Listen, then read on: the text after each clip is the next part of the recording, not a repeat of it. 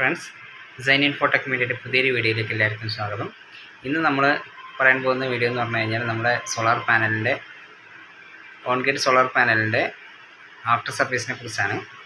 ഇപ്പോൾ എല്ലാവരും വീടുകളിൽ സാധാരണഗതിയിലുള്ള ഓൺഗ്രിഡ് പാനലുകൾ ഫിറ്റ് ചെയ്യുന്ന സമയമാണ്. അതുകൊണ്ട് തന്നെ നമുക്ക് ഇതിൻ്റെ ആഫ്റ്റർ സർവീസിനെ കുറിച്ച് വളരെയധികം ശ്രദ്ധിക്കേണ്ടതുണ്ട്. നമ്മൾ സോളാർ പാനലെല്ലാം ഫിറ്റ് ചെയ്ത് എല്ലാം കഴിഞ്ഞ് ഓരോ വർഷം നമ്മൾ സുഖമായിട്ട് ഉപയോഗിച്ച് അടുത്ത വർഷങ്ങളിലേക്ക് നമ്മൾ കിടക്കുമ്പോഴായിരിക്കും ആദ്യം നമുക്ക് ലഭിച്ചതിൽ നിന്ന് വളരെ കുറവായിട്ടുള്ള രീതിയിലുള്ള എക്സ്പോർട്ടായിരിക്കും ലഭിക്കുന്നത്.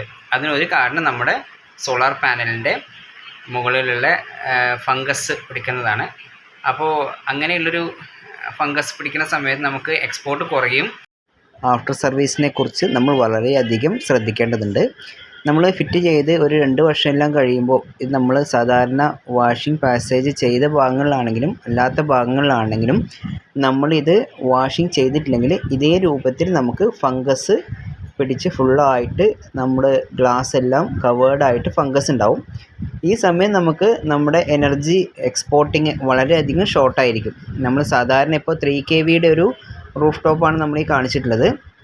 ഇതിലിപ്പോൾ നമുക്ക് ശരിയായ രീതിയിൽ പവർ ലഭിക്കുകയാണെങ്കിൽ നമുക്ക് ഏകദേശം 12 യൂണിറ്റാണ് നമുക്ക് കറണ്ട് ലഭിക്കേണ്ടത്.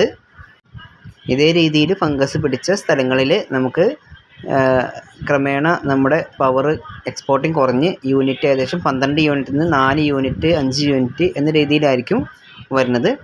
അപ്പോൾ ഇത് വളരെയധികം നമ്മൾ ശ്രദ്ധിക്കണം. ഈ സമയം നമ്മൾ ഒരു 3 മാസത്തിൽ ഒരിക്കലെങ്കിലും നമ്മൾ വേനൽക്കാലത്ത് ഇത് വാഷ് ചെയ്യേണ്ടത് വളരെ അത്യാവശ്യമാണ്.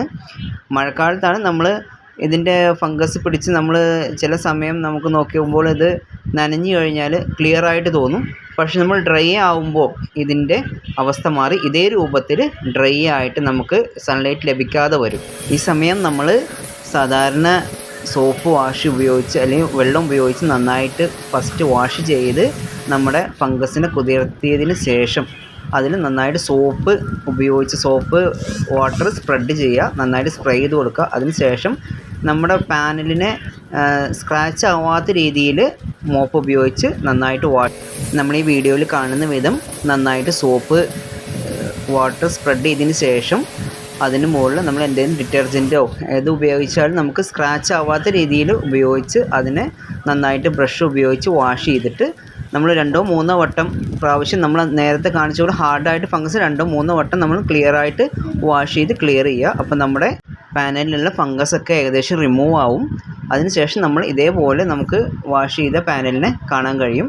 ഇതുവരെ ഇങ്ങനെ ക്ലിയർ ആവുന്നത് വരെ നമ്മൾ ഫുള്ളായിട്ട് വാഷ് ചെയ്യുക. നമ്മൾ മോപ്പ് ഉപയോഗിച്ചോ അതല്ലെങ്കിൽ ഡിറ്റർജൻറ്റ് ഉപയോഗിച്ചോ നേരത്തെ കണ്ട പോലെ ബ്രഷ് ഉപയോഗിച്ചോ നന്നായിട്ട് വാഷ് ചെയ്ത് നമ്മുടെ റൂഫ് ടോപ്പിൻ്റെ ഗ്ലാസ് ഉള്ള ഭാഗം നമ്മുടെ സെല്ലുള്ള ഭാഗം നന്നായി ക്ലിയർ ആക്കി കഴിഞ്ഞാൽ നമുക്ക് നമ്മുടെ യൂണിറ്റ് എക്സ്പോർട്ടിങ് കൂട്ടാൻ കഴിയും. ഇതുപോലെ പാനലിലെ എനർജി എക്സ്പോർട്ട് കുറയുന്ന സമയത്ത് എല്ലാവരും ഇത് ശ്രദ്ധിക്കുക, ക്ലീൻ ചെയ്ത് പെർഫെക്റ്റ് ആയിട്ട് ഉപയോഗിക്കുക. അപ്പോൾ നമ്മുടെ വീഡിയോ ഇഷ്ടപ്പെട്ടു കഴിഞ്ഞാൽ ലൈക്ക് ചെയ്യുക, മറ്റുള്ളവരിലേക്ക് ഷെയർ ചെയ്യുക. അപ്പോൾ അടുത്തൊരു വീഡിയോയുമായി കാണുന്നവരെ good bye from Sign Infotech media.